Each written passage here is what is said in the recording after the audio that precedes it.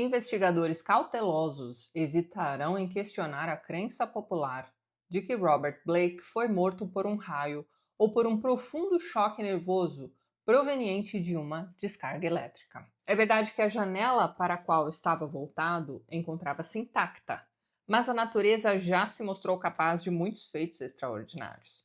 A expressão em seu rosto poderia muito bem ter origem num estímulo muscular obscuro sem nenhuma relação com o que viu, enquanto as anotações em seu diário são claramente o resultado de uma imaginação fantasiosa excitada por certas superstições locais e certos assuntos obscuros nos quais se aprofundara. Quanto às condições anômalas da igreja abandonada de Federal Hill, o investigador perspicaz não tarda em atribuí-las a um certo charlatanismo, consciente ou inconsciente, com o qual Blake, ao menos em parte, mantinha relações secretas. É assim que começa, então, o conto de 1935, mais conhecido como O Habitante das Trevas. Aqui nesta nova edição, que sai pela Penguin, ele está com um nome um pouquinho diferente. Ele está como O Assombro das Trevas. O título original em inglês é esse que está aparecendo na tela aí para vocês, The Haunter of the Dark. Escolhas, né? A vida é feita de escolhas, cada tradutor escolhe aí, né? Mas é o mesmo conto, né? Não importa aí o título que vocês veem. Tem outras variantes também para essa palavra haunter aí. Depois me conte nos comentários, por favor, como é que este título está traduzido na sua coletânea de contos do H.P. Lovecraft. Existem muitas, né? Pois então. Este conto, pessoal, dizem que foi o último conto escrito inteiramente pelo H.P. Lovecraft. Ele falece em 1937. Este conto, na verdade, ele é escrito em 35, mas ele só vai ser publicado em revista um ano depois. Ele sai em 36. Então dizem que este é o último conto que ele escreveu sozinho, e depois disso ele ainda colaborou com alguns textos daquele grupo de amigos dele, envolvidos aí na mitologia do Cthulhu. Vocês sabem do que eu estou falando. Existia um grupo de escritores envolvidos no horror cósmico e eles orbitavam ao redor de H.P. Lovecraft. Então você tem lá o Robert E. Howard, você tem o Robert Bloch, e alguns outros escritores aí que agora me escapam. Mas enfim, eles trocavam muitas cartas e eles colaboravam com os trabalhos uns dos outros. Inclusive, este conto é, na verdade, uma continuação de uma história do Robert Bloch. E segundo informações colhidas, do Robert Bloch eu só li o Psicose até hoje, gente. Eu acho que eu nunca mais li nada dele. Bom, enfim.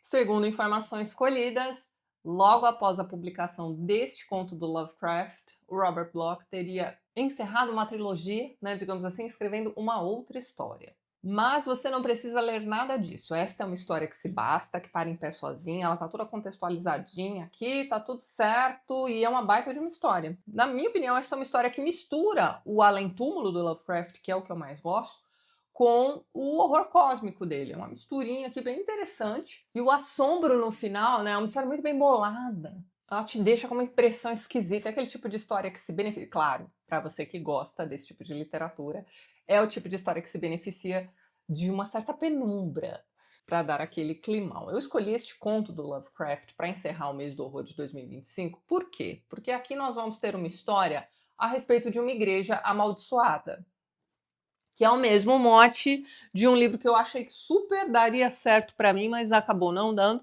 que é O Demônio de Gólgota. O vídeo já tá aí para vocês verem. Eu vou fazer besteira, né? Vai cair tudo.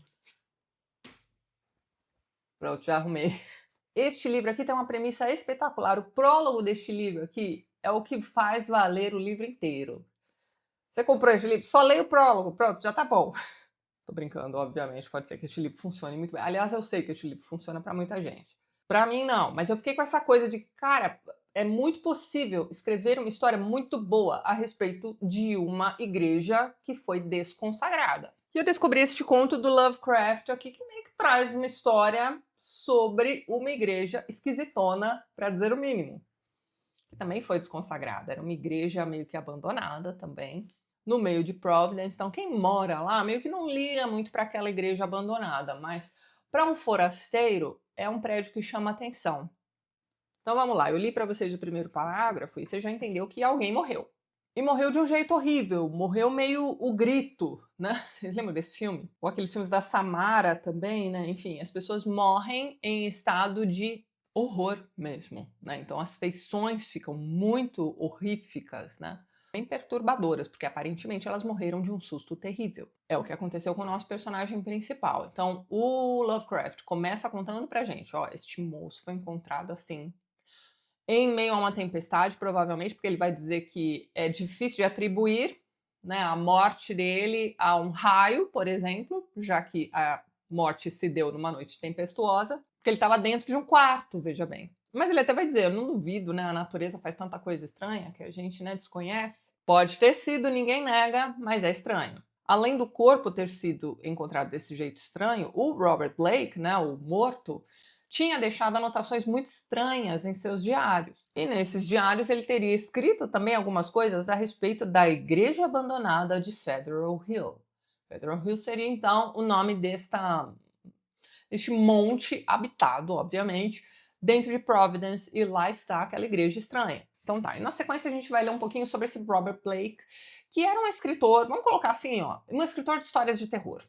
Ele vai parar em Providence, ele está ali para escrever suas histórias, e ele está hospedado neste hotel, vamos chamar de hotel, e seu quarto, né, a janela de seu quarto dá para este monte aí, para este Federal Hill, e o que chama a atenção dele, no primeiro momento não, ele está hospedado nesse lugar já tem bastante tempo, mas assim, ele começa a notar que tem uma igreja ali no meio daquelas casas e tudo, uma igreja esquisita, né, meio abandonadona, ninguém vai até lá, né, ele não ouve os sinos da igreja, então tá abandonada. Essa igreja começa a chamar a atenção dele cada vez mais. Sabe aquela coisa de você abrir a janela de manhã e já dar de cara com aquele negócio? Né? Antes não chamava atenção, mas de repente está chamando. E ele, que é um escritor de histórias de terror, né, tá interessado nesta questão de uma igreja abandonada. Então ele resolve ir até. Aquilo chama tanto sua atenção, né? O chama tanto que ele decide empreender uma caminhada até lá. Só que assim, vai ser uma caminhada repleta de percalços. É aquele tipo de caminho que ele fica se perdendo o tempo todo, ele não consegue achar a igreja. E ele via aquela igreja todos os dias, sabia mais ou menos onde ficava, né? Então por isso ele nem ligou muito em, oh, vou ver um mapa aqui para chegar nessa igreja. Então assim, já é uma dificuldade extrema. Quando ele chega à igreja, finalmente, ele vai ter dificuldade para entrar, porque apesar de abandonada, ela está toda trancada. Então, ok, ele consegue entrar na igreja. E aí é uma igreja toda esquisita, né, por dentro. Ele vai perceber que não é uma igreja normal, não é uma igreja consagrada a nenhum santo. De novo, é uma igreja que foi desconsagrada, digamos assim. Segundo informações colhidas, era uma igreja que passou a ser utilizada por um culto, né, por uma seita chamada a Igreja da Sabedoria Estelar. Estou folheando conta, aqui tem todo o contexto, né? Olha só, no fim de abril, logo antes de Walpurgis, né? Vocês se lembram da noite de Walpurgis do Fausto? Então, é aquela noite em que os portais do inferno se abrem, não sei o que lá, e você tem as reuniões de bruxas. Então, olha lá, na véspera de Walpurgis, né, é quando ele resolve empreender essa caminhadinha até essa igreja. Olha só, achei a descrição da igreja, presta atenção. A igreja deserta apresentava sinais de profunda decrepitude. Alguns dos altos contrafortes de pedra haviam desabado. Então, tá em ruínas, né? E muitos remates frágeis jaziam meio perdidos. Entre ervas daninhas e a grama marrom negligenciada. Que mais aqui? As portas maciças estavam em excelentes condições e firmemente trancadas. Estranho, né? A igreja está toda meio abandonadona, mas as portas estão maravilhosas. O caminho do portão até a igreja estava coberto por mato. É uma coisa para afastar quem está de fora mesmo, né? A desolação e a decadência estendiam-se como uma mortalha sobre o lugar.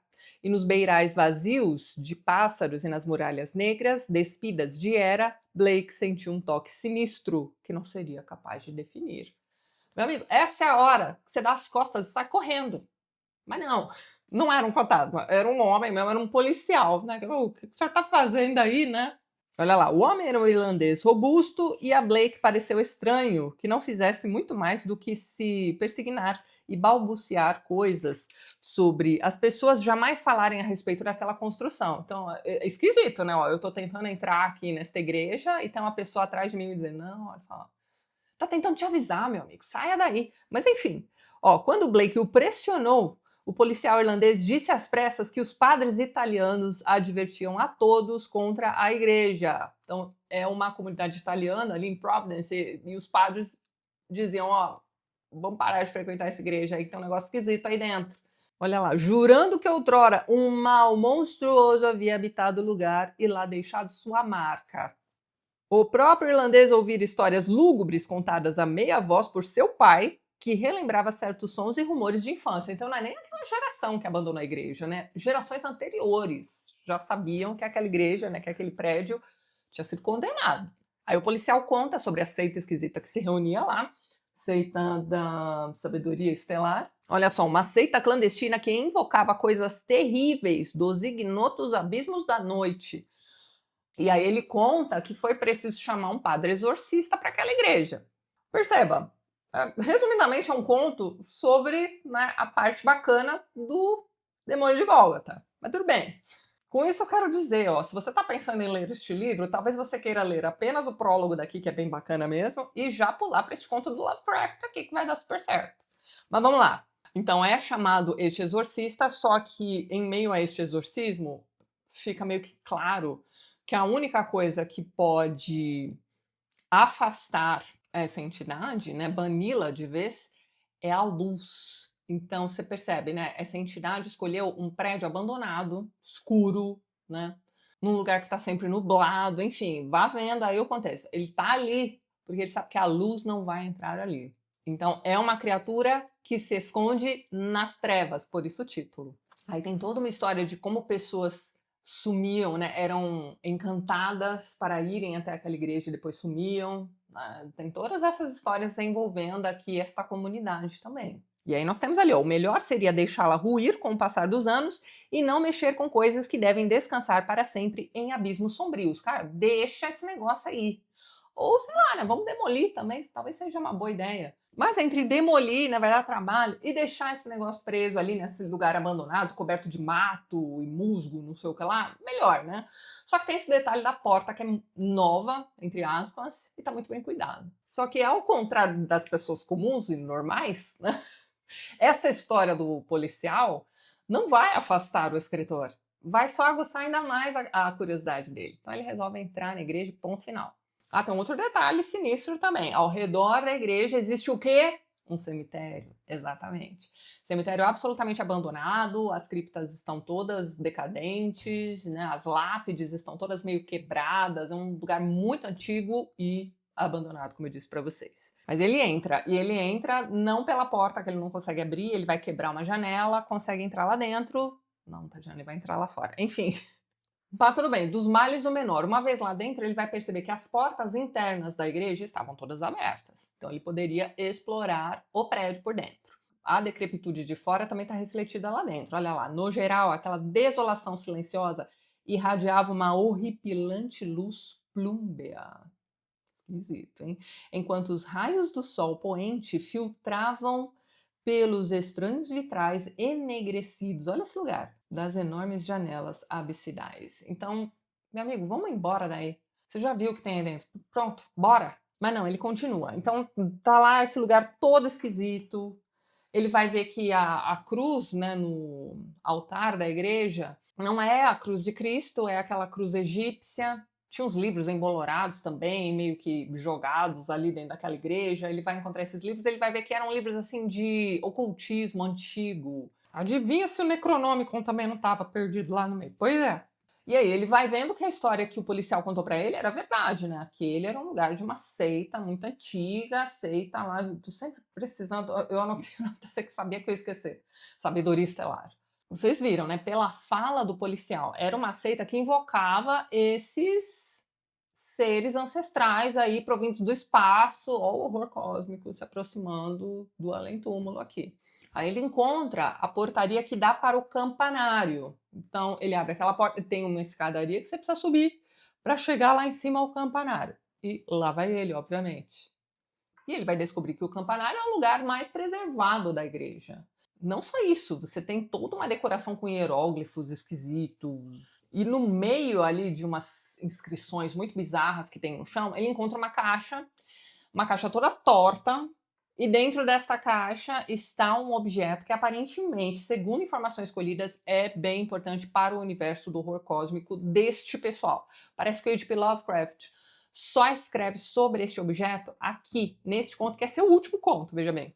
Mas depois este objeto vai aparecer em histórias de outros escritores, que é, ó, eu anotei também, ó, o trapezoedro brilhante.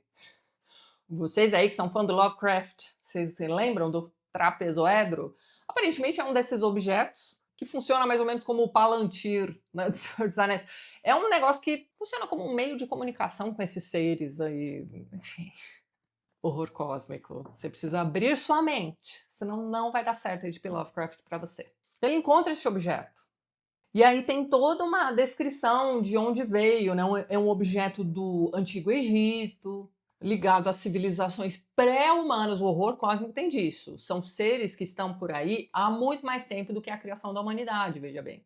E ele vai dizer também que é um tipo de objeto que permite que você tenha vislumbres de outras dimensões. Então é um troço que na minha cabeça é um palantir, né? Uma bola de cristal, e que parece nada, né? Parece um negócio bonito ali dentro de uma caixa, mas que é, na verdade, parece inofensivo, né? Mas na verdade é um grande de um, sei lá, um portal, ou no mínimo a campainha, né?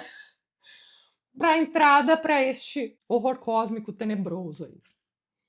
É só isso que ele encontra dentro daquele campanário, veja bem. Aliás, não. Além dele encontrar isso, ele vai encontrar um esqueleto. Quanto tempo leva para um ser humano se tornar um esqueleto? Você tem que pensar nisso daí. Perto deste esqueleto tinha lá também alguns escritos, né?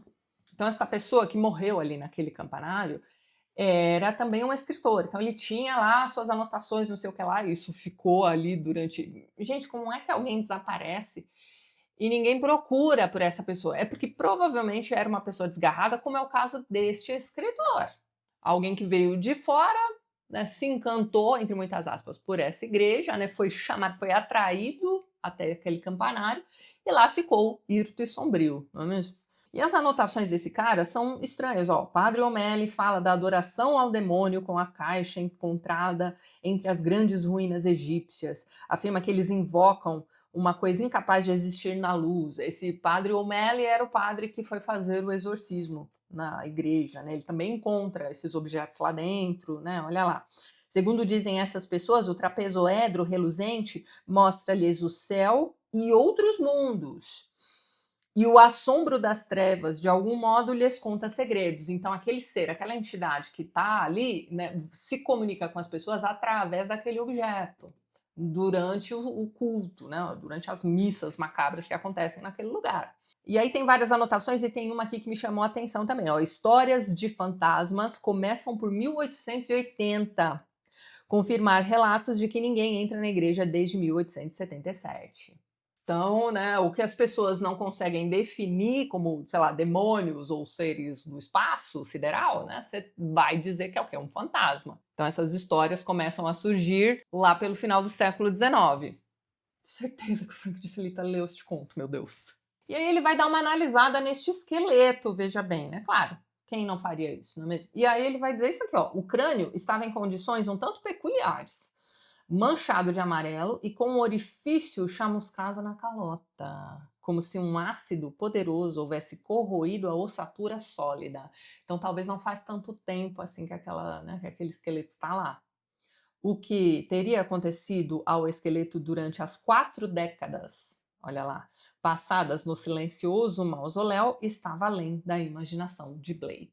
Mas ele permanece lá, veja bem, e dali a pouco ele percebe que ele está sendo acometido por essas visões aí do Palantir, enfim. Ele começa a se questionar, né, o que seria exatamente aquele lugar, onde será que ele realmente está? Ele está num campanário sem pássaros, veja bem, o que é que faz com que aqueles pássaros se afastem daquele campanário? E aí, finalmente, ele vai ouvir um barulho estranho que vai assustá-lo. Então ele sai correndo, desce todo estabanado lá, quase se quebra inteiro a escadaria do campanário, sai correndo daquela igreja, volta para o apartamento dele. E aí acontece o seguinte, veja bem, ele continua com aquele impulso, né, todas as manhãs de abrir a janela e olhar para aquela igreja.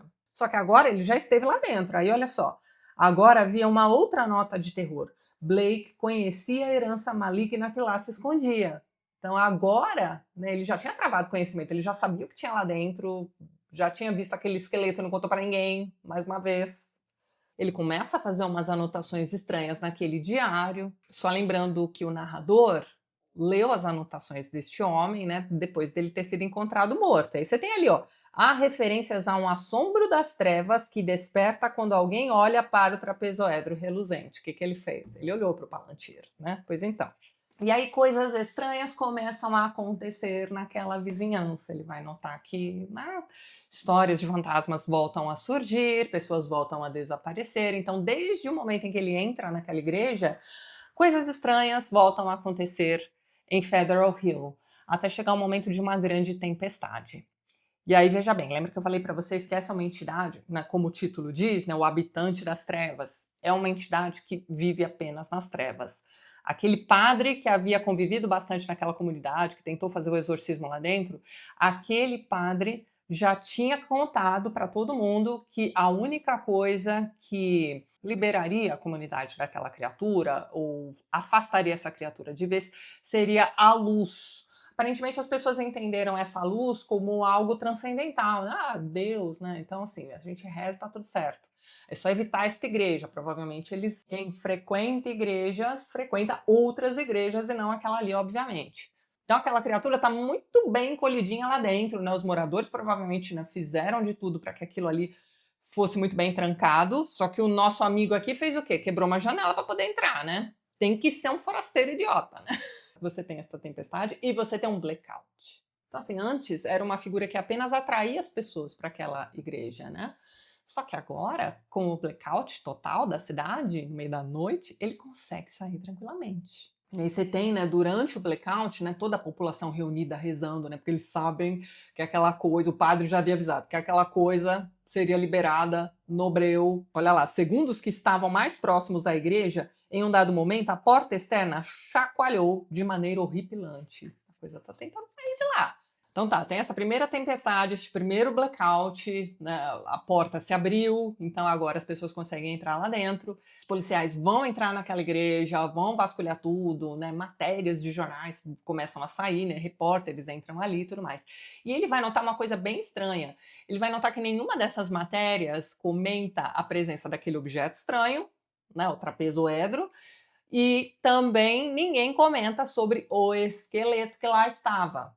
E coisas sinistras começam a acontecer com ele mesmo também. Ele sonha que ele andou até aquela igreja, até um lugar esquisito, não sei o que lá, e quando ele acorda no dia seguinte, ele está vestido e os pés cheios de barro, ou seja, ele saiu no meio da noite, e dali a pouco chove de novo. E é mais uma chuva torrencial, mais raios, mais relâmpagos, mais um blackout. E dessa vez ele não escapa. A criatura sai da igreja e vai matá-lo. Não existe outra explicação. Ele vai ser encontrado daquele jeito horroroso que nós vimos ali no início do conto.